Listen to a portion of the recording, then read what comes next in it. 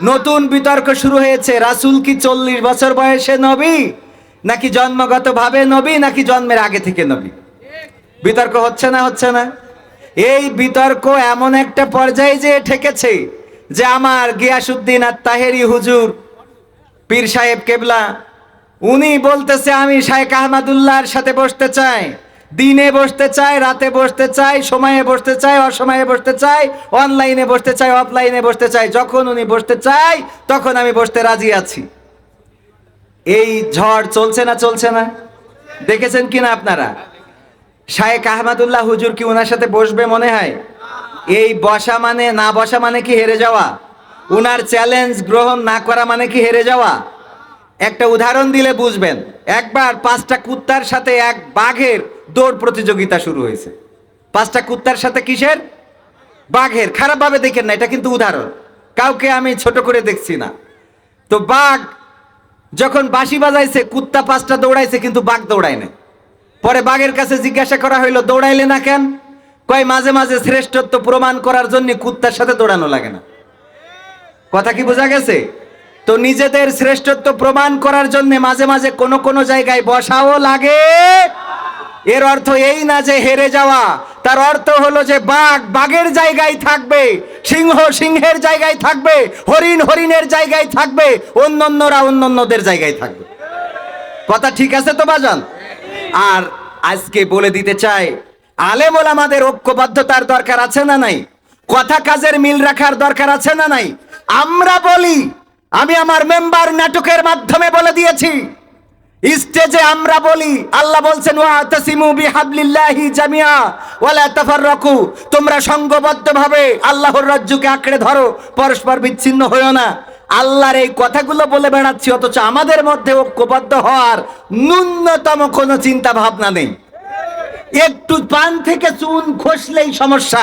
অনেকেই বলতে পারেন, তাহলে কি আপনি বলতে চাচ্ছেন আল্লাহ রাসূল 40 বছর বয়সে নবী হয়েছেন? না, আল্লাহ রাসূল 40 বছর বয়সে নবুয়াত পেয়েছেন। কি পেয়েছেন? ওহী পেয়েছেন। আল্লাহ রাব্বুল আলামিন তার আগেই আল্লাহ রাসূলকে তৈরি করেছেন নবী হওয়ার জন্য। তার আগে কি করেছেন? নবী হওয়ার জন্য তৈরি করেছেন। আল্লাহ যদি তৈরি না করতেন, যেই সময়ে মক্কার অলিতে গলিতে অপরাধ পাপ দিয়ে ভরা, কোথাও কোনো আলো নেই, অন্ধকার ছাড়া, যেই যুগটাকে আইয়ামে জাহিলিয়া বলা হয়, কন্যা সন্তান হইলে পা দুইটা ধরে আছাড় দিয়ে মেরে ফেলতো, অথবা মাটির নিচে জীবন্ত পুঁতে রাখতো, অথবা এই সন্তানকে কোনো না কোনো ভাবে নিশ্চিহ্ন করে দিত। সকালে বিয়ে করে বিকালে তালাক দিত। একজন চাইলে একাধিক, একাধিক বলতে 4 জন নাই, 12 জন 14 জন, মন যতজন চাই বিয়ে করতে পারত। এমনকি নিজের ভাই নিজের বোনকে বিবাহ করত। ছোটখাটো বিষয়ে মারামারি লেগে থাকতো। মিথ্যা বলা যাদের বদ অভ্যাসে পরিণত হয়েছিল, যুদ্ধ বিগ্রহ যাদের, ওই ব্রাহ্মণবাড়িয়ায়, আমি ছোট করে দেখার জন্য বলছি না, ছোট ছোট বিষয়েও মারামারি লাগে না? লাগে না? কথা কয় না? বিভিন্ন জায়গায় এরকম আছে, ছোট ছোট বিষয়েও মারামারি লেগে যায়। ওগো আমার ভাইয়েরা, এমন অবস্থা ছিল সেই আয়ামে জাহিলিয়ার যুগে আল্লাহ রাসূল আসলেন। শিশু নবী থেকে শুরু করে, একেবারে মায়ের কোল থেকে শুরু করে নবুয়াত পাওয়ার আগ পর্যন্ত একটা দিনও কি মিথ্যা বলেছেন? কথা কয় না? একটা দিনও কি মিথ্যা বলেছেন? কাউকে কোনোদিন গালমন্দ করেছেন? কারো কোনোদিন বড় কথা বলেন নাই? কারো সাথে অন্যায় করেন নাই? এমনকি যখন হালিমার কাছে ছিল, দুগ্ধ পান করার সময় একটা স্তন পান করেছেন, অপর স্তনটা আপন দুগ্ধ ভাইয়ের জন্য রেখে দিয়েছে, না দেয় নাই? দুগ্ধ ভাইয়ের জন্য স্তনটা রেখে দিলেন।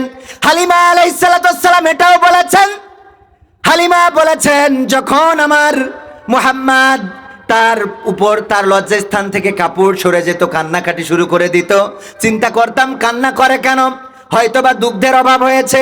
যখন ছুটে যেতাম দেখতাম না দুগ্ধের অভাব হয় নাই, লজ্জাস্থান থেকে কাপড় পড়ে যাওয়ার কারণে কান্নাকাটি শুরু করে দিয়েছে। এই রাসূলের শিশু নবীরও লজ্জাস্থান থেকে কাপড়টাও সরাইতে দেয় নাই। কি সরাইতে দেয় নাই? কে? শুধু তাই নাই, আল্লাহ রাসূলের যখন শৈশবকাল, অনেকেই জানেন, কাবা ঘর সংস্কার হচ্ছে, সবাই পাথর বয়ে দিচ্ছে, ইট বালু এগুলো বয়ে দিচ্ছে, বহন করে দিচ্ছে। আল্লাহ রাসূল বললেন আমিও একটু বহন করতে চাই। আল্লাহ রাসূলকে বললো এই পাথরগুলো যদি মাথায় নাও ব্যথা লাগবে, পরনের কাপড়টা খুলে কাপড়টা ভাঁজ করে মাথার উপরে দিল, তারপরে পাথরটা চাপালো। আল্লাহ রাসূল বেহুশ হয়ে গেলেন। হুশ করার জন্য চেষ্টা চালানো হলো, কিন্তু হুশ হলো না। যখন ওই কাপড়টা পরিয়ে দেয়া হলো, তখন আল্লাহ রাসূল সাল্লাল্লাহু আলাইহি ওয়াসাল্লাম হুশ ফিরে পাইলেন। বলেন সুবহানাল্লাহ। এরপরে যখন সিরিয়ায় গেলেন ব্যবসা করার জন্য, চাচা আবু তালিবের সাথে যাওয়ার সময় বুহাইরা নামক পাদ্রী আল্লাহ রাসূলকে দেখে চিনেছিলেন নাকি চেনেন নাই? ঘটনা সবার মুখস্থ। বুহাইরা বললেন, আমি চিনলাম এই জন্যে, যখন শিশু নবী মুহাম্মদ হেঁটে যায় তখন তার মাথার উপরে মেঘগুলো তার সাথে সাথে সরতে থাকে, যেই জায়গা দিয়ে যায় সেই জায়গায় ছায়া পড়তে থাকে। যখন গাছের কাছে দাঁড়ালো, গাছগুলো নত হয়ে গেল।